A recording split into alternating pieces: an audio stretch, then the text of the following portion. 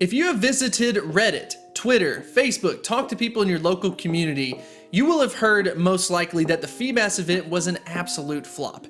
We're going to be talking about the event, talking about the criticisms, and then finally what we can do moving forward to basically improve some of the features. Now I have to say, I am glad that Niantic tried to do a new event like this, but I think there are a couple of things that definitely need to be tweaked moving forward.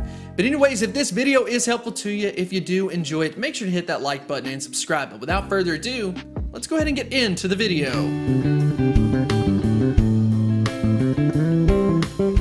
So first things first, we need to talk about the event itself and how it was structured. So LeakDuck actually created some really cool graphics associated to that.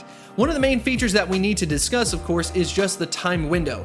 This fit the typical 3-hour window that would kind of mock the community day.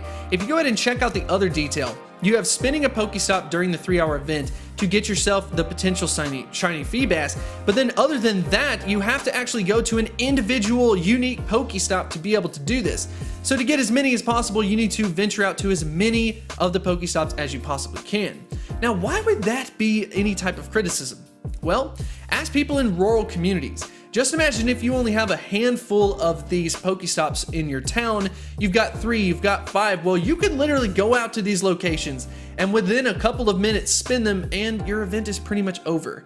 Because you can't recycle, because you can't go back to the exact same Pokestops, people in rural communities are absolutely limited as to how many options they even have to begin with to get Feebas. And then to make it worse, it ended up being different than the Squirtle Community Day. If you ended up finding a Squirtle that was shiny at a specific location, well, anyone and everyone can go to that location and they can get one themselves within the same time window.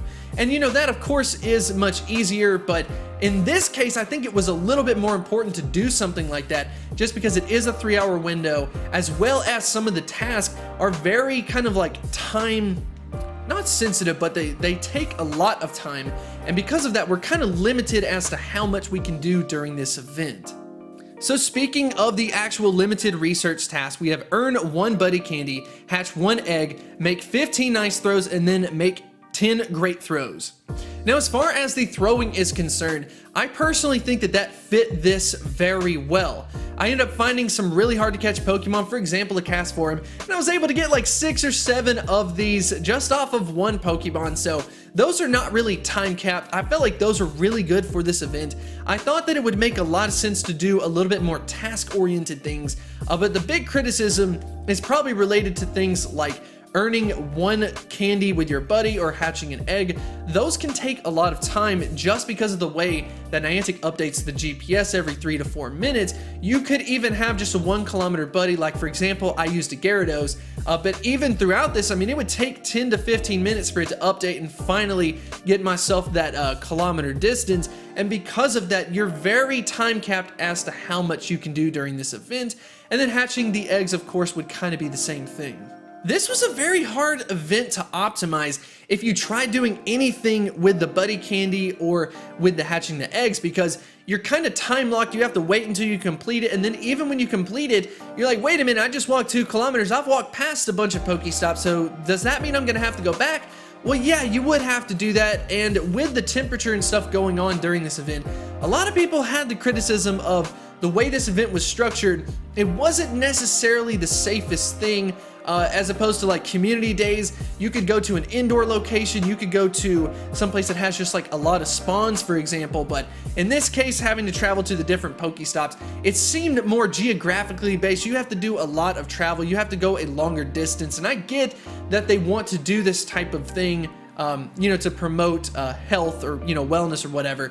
But this seems more appropriate for a time period that's like more of a neutral weather for most of the globe, as opposed to more of the polar times. Like, for example, with it being winter in the northern hemisphere, I just don't think a lot of people are going to be super excited about this, especially if you can't even guarantee getting a shiny at a Pokestop like we could with the Squirtle Community Day.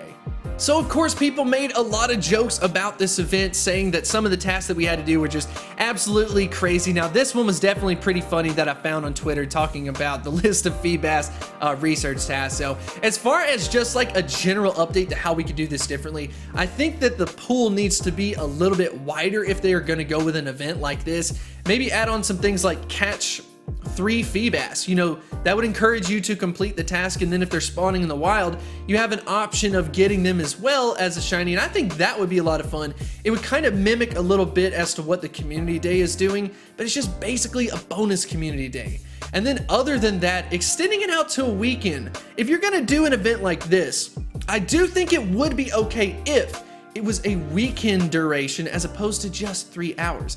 Yeah, I'll go out and walk, I'll go do all this stuff, and then maybe every day the different Pokestops can reset. So if you are rural and it's a 3-day event, you can at least hit those Pokestops on each day, and you could triple the amount that you could get.